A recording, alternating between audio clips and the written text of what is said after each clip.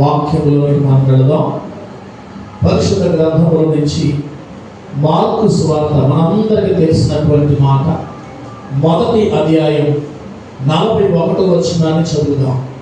Mark సువార్త మొదటి అధ్యాయము 41వ వచనం.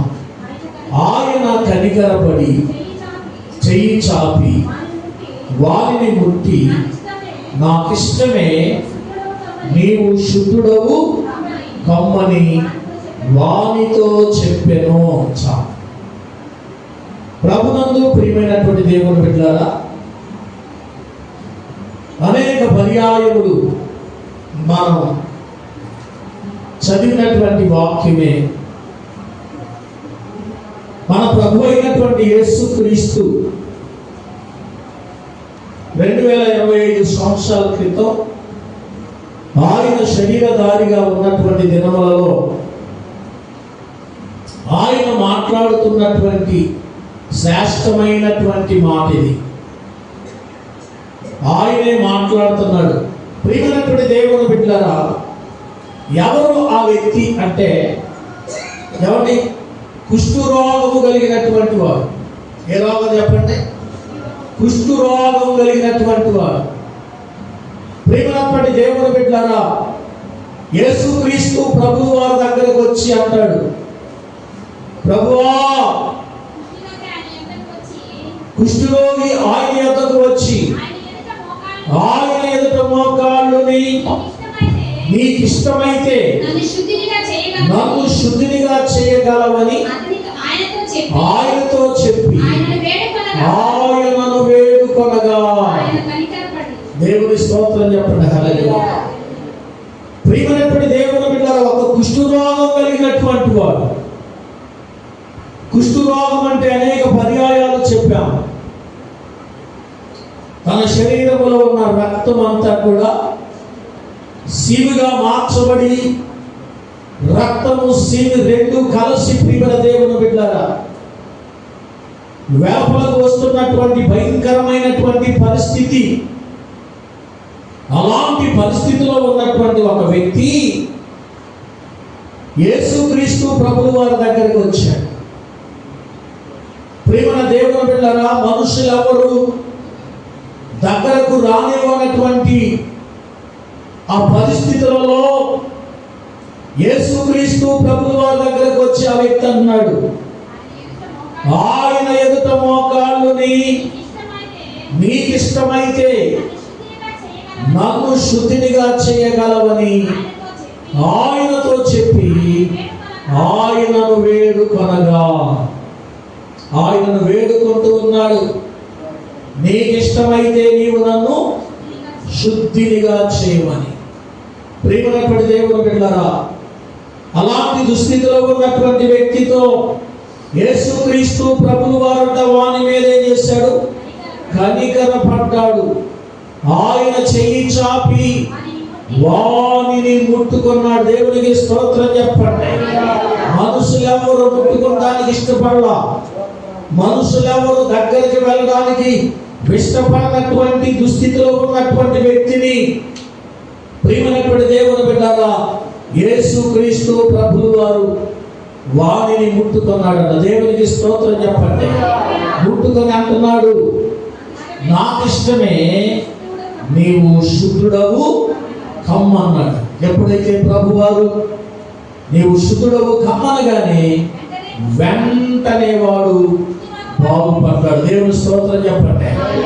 వెంటనే వాడు శుద్ధుడయ్యాడు. ప్రియమైనటువంటి దేవుని బిడ్డలారా, లోకములో రకరకములైనటువంటి పరిస్థితులు ఉన్నాయి.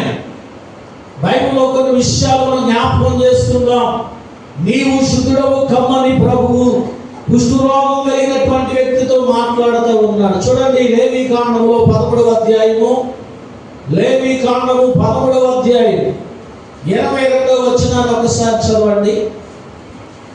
లేవీకాండం 11వ అధ్యాయము 22వ వచనం. అది చర్మమందు విస్తారముగా వ్యాపించిన యెడల యాజకుడు వాడు అపవిత్రుడని నిర్ణయింపవలెను. అది కుష్టుపడ నిగనిగలాడు పొడ వ్యాపింపగా అట్లే ఉండిన ఎడల అది దద్దురు. యాజకుడు వాడు పవిత్రుడని నిర్ణయింపవలెను. దేవునికి స్తోత్రం చెప్పండి. ప్రియమైనటువంటి దేవుని బిడ్డలారా, పరిశుద్ధ గ్రంథములో కుష్ఠరోగముల గురించి రాయబడినటువంటి మాట ఏంటి అంటే చూడండి, అక్కడ అంటున్నాడు అది చర్మమందు విస్తారముగా వ్యాపించిన ఎడల యాజకుడు వాడు అపవిత్రుడని నిర్ణయించాలి. యాజకుడు అతడు అపవిత్రమైనటువంటి వాడని నిర్ణయించాలి. కారణం ఏంటంటే ప్రియమైనటువంటి దేవుని బిడ్డలారా, కుష్ఠరోగం అంటే భయంకరమైనటువంటి శాపముతో కూడినటువంటిది. ప్రియమైన దేవుని బిడ్డ, కుష్ఠరోగం కలిగినటువంటి వారిని ఎంత మాత్రము గ్రామంలో ఉండనిచ్చేటువంటి వారు కాదండి. ఊరు వెలపటక వారిని, ప్రియమైనటువంటి దేవుని బిడ్డలారా, ఊరు వెలపట ఉంచేటువంటి వారు అలాంటి పరిస్థితుల్లో ఉన్నటువంటి వారిని, ఊరిలోకి వచ్చేటువంటి వారిని, వెలపటకు వెళ్ళేటువంటి వారి దగ్గర ప్రియమైనటువంటి దేవుని బిడ్డల వారు భిక్షాటన చేసుకుని జీవనోపాధి చేసేటువంటి దుస్థితి కలిగినటువంటి భయంకరమైనటువంటి వ్యాధి. మనుషులెవరు దగ్గరికి రానిచ్చేటువంటి పరిస్థితి కాదు. మనుషులెవరు ప్రేమించేటువంటి పరిస్థితి కాదది.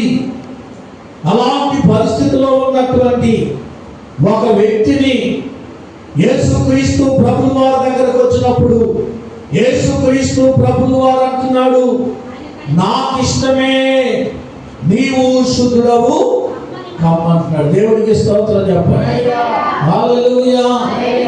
శరీరం అంతా కూడా ప్రియరా ఆ కుష్ఠ రోగము శరీరం అంతా పాకి శరీరం అంతటిని కూడా నాశనము చేసేటువంటి ఆ పరిస్థితిలో ఉన్నటువంటి అలాంటి ఒక వ్యక్తిని యేసుక్రీస్తు ప్రభువు వారు అలాంటి వ్యక్తిని ఆయనే ముట్టుకున్నాడు. దేవుని స్తోత్రం చెప్పండి.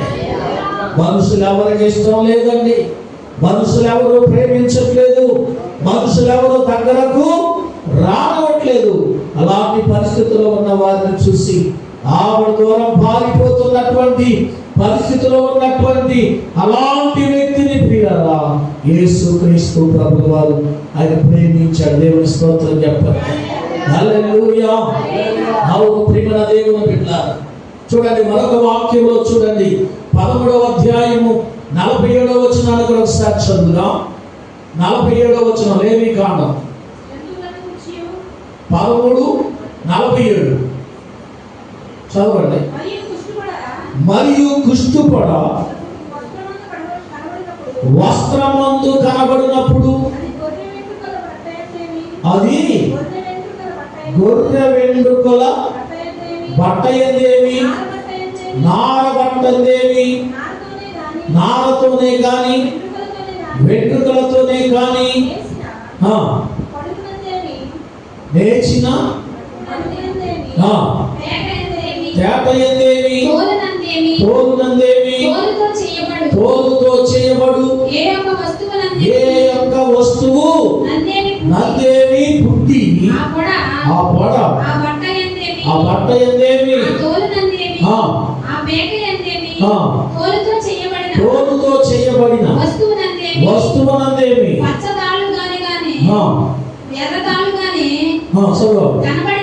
కనబడిన ఎడల అది కుష్ఠుపడ యాజకుడు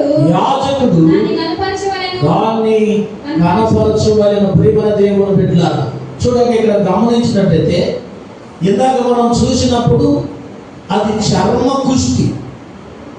ఏ కుష్టి చెప్పండి?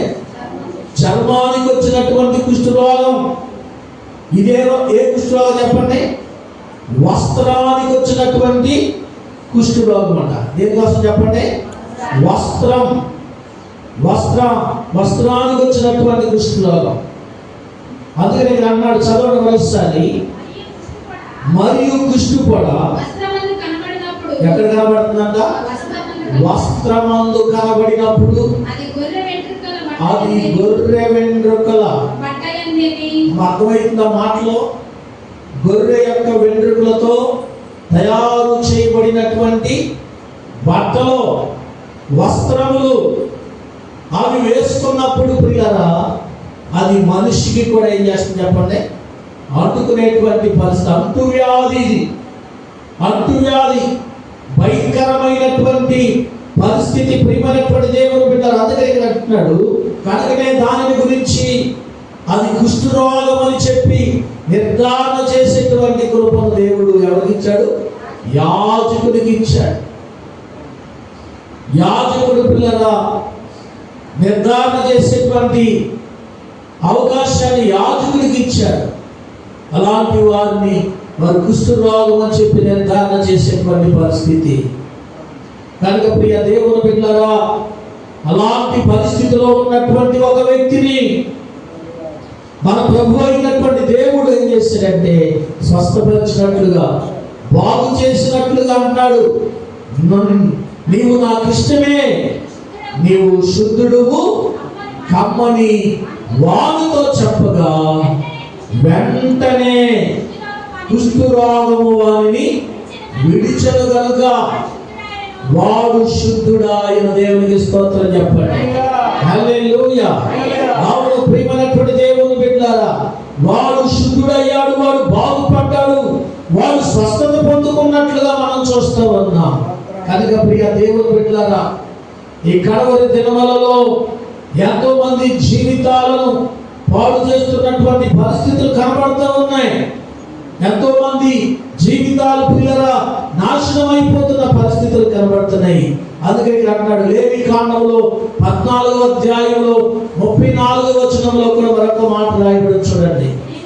14:34, నేను స్వాస్థ్యంగా మీకు ఇచ్చుచున్న దేశమునకు మీరు వచ్చిన తరువాత మీ స్వాస్థ్యమైన దేశములోని ఏ ఎంతనైనా నేను కుష్ఠుపొడను కలగజేసిన ఎడల ఆ ఇంటి యజమానుడు యాజకుని యొద్దకు వచ్చిన నా ఇంటిలో కుష్ఠుపొడ వంటిది నాకు కనబడినని అతనికి తెలియ చెప్పవలెను. ప్రియమైన దేవుని బిడ్డలారా, దేవాది దేవుడైన యెహోవా దేవుడు తన ప్రజలైనటువంటి ఇశ్రాయేలుతో మాట్లాడుతున్నటువంటి మాటిది. ఇంటిలో కుష్ఠుపొడ కనబడితే ఇంటి యజమానుడు ఎక్కడికి వెళ్ళాలి? యాజకుల దగ్గరికి వెళ్ళాలి. యాజకుల దగ్గరికి వెళ్ళాలి. ప్రియమైన దేవుని బిడ్డలారా, ఇంటిలో కుష్ఠుపొడ కనబడిన ఎడల అని చెప్పి రాస్తున్నాడు ఇక్కడ. మొదటి మాట చర్మమునకు కలిగినటువంటి కుష్ఠరోగం, రెండవది వస్త్రమునకు కలిగినటువంటి కుష్ఠరోగం, మూడవది ఇంటిలో కనబడుతున్నటువంటి కుష్ఠరోగం కనబడినప్పుడు ప్రియ దేవుని బిడ్డలారా, యాజకుల దగ్గరికి వెళితే యాజకుడే చెప్పండి, నీ ఇంటిలో ఉన్నటువంటి ఆ యొక్క దానిని బట్టి నీవు యాజకుడి దగ్గరికి వెళ్ళాలని చెబుతున్నాడు. చూడండి, అందుకని యోబు గ్రంథంలో 22వ అధ్యాయము 23వ వచనంలో ఒక శ్రేష్టమైన మాట మనకు కనబడుతుంది. యోబు గ్రంథం 22వ అధ్యాయం 23వ వచనం, సర్వశక్తుని వైపు నీవు తిరిగిన ఎడల నీ గుడారములో నుండి దుర్మార్గమును దూరముగా తొలగించిన ఎడల నీవు అభివృద్ధిని పొందెదవు. దేవునికి స్తోత్రం చెప్పండి. ప్రియమైనటువంటి దేవుని బిడ్డలారా, యోబు గ్రంథంలో నుంచి దేవుడు ఒక శ్రేష్టమైనటువంటి మాటను బయలుపరుస్తూ ఉన్నాడు. ఏంటా మాట అంటే, ప్రియమైనటువంటి దేవుని బిడ్డలారా, ఇక్కడ అన్నాడు, నీవు సర్వశక్తుని వైపు తిరిగిన ఎడల దేవునికి స్తోత్రం చెప్పాలి. ప్రియమైన దేవుని బిడ్డలారా, అది కుష్ఠరోగం కావచ్చు, ఒకవేళ రకరకములైన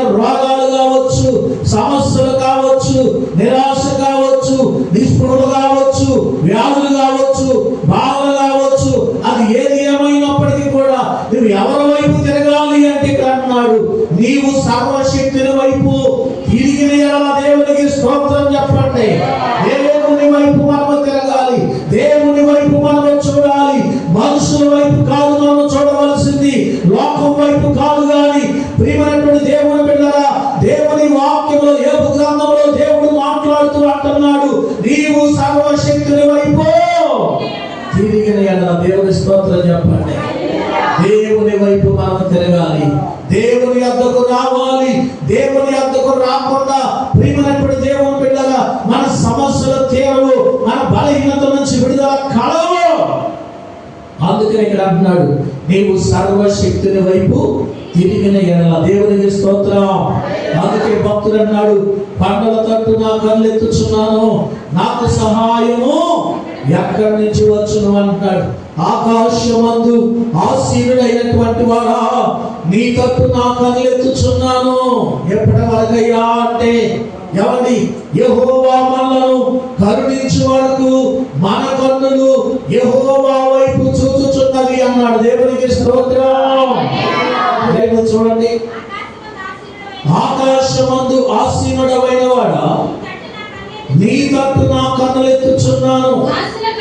దాసుల కన్నులు తన యజమానుని చేతి తట్టును, దాసి కన్నులు తన యజమానురాలు చేతి తట్టు చూచునట్లు మన దేవుడైన యెహోవా మనలను కరుణించు వరకు మన కన్నులు ఆయన తట్టు చూచుచున్నవి. దేవునికి స్తోత్రం. హల్లెలూయా.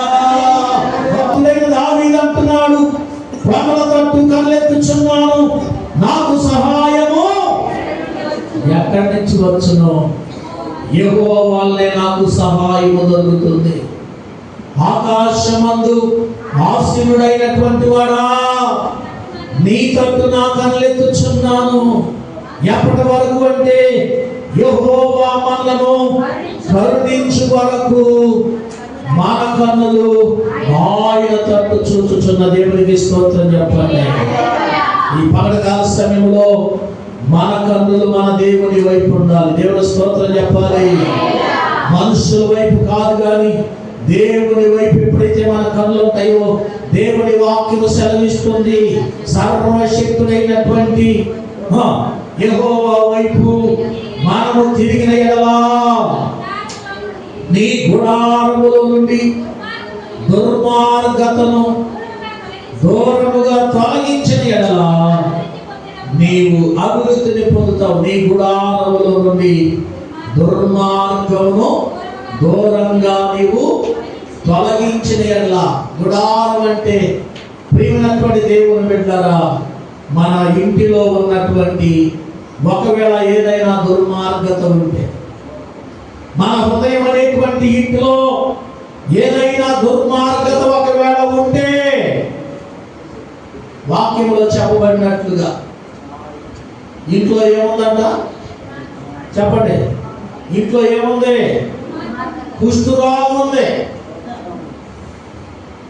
నాకు చదివిన వాక్యం అండి. ఇంట్లో ఏముంది చెప్పండి? కుష్ఠరోగం ఉంది. కనుక ప్రియమైనటువంటి దేవుని బిడ్డలారా, ఇంటిలో కుష్ఠరోగం కనబడినప్పుడు ఎక్కడికి వెళ్ళాలి?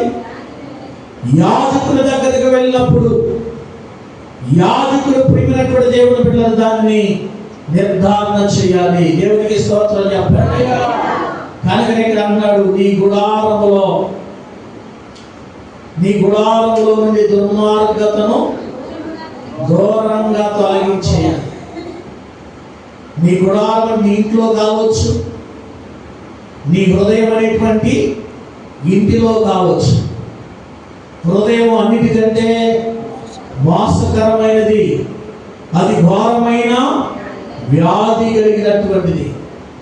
లోకములో ఉన్న రోగములన్నిటికంటే మానవుని యొక్క హృదయంలో ఉన్నటువంటి రోగం ఏ రోగం చెప్పండి?